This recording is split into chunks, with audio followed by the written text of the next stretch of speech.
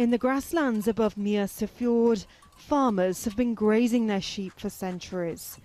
Last year, the farmer here lost 40% of his flock to wolves.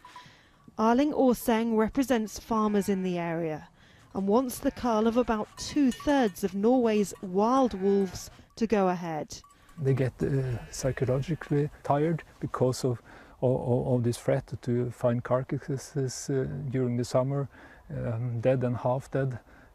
It's not a situation you can live with for years. Then you give up farming simply, and that has happened.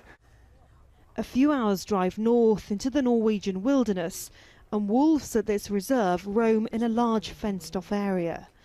Norway has just under 70 wolves living in the wild, and others like this group which live in sanctuaries.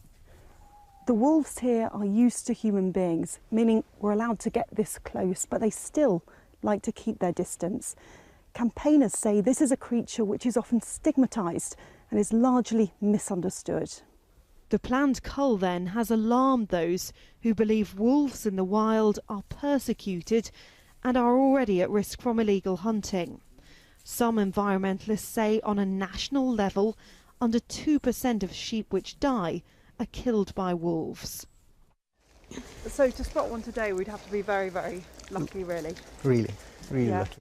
Most people in Norway will never see a wolf in the wild.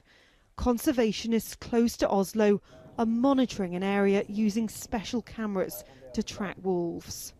The population has never been very high. Now it's a little bit higher, but it's still only like between 65 and 70 individuals that live only in Norway. And to allow a hunt that will take away like 2/3 of that, it's too much for such a small population.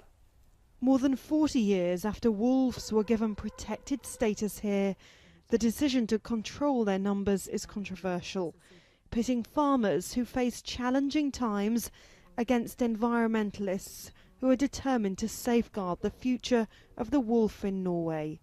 Emma Hayward, Al Jazeera in Oslo.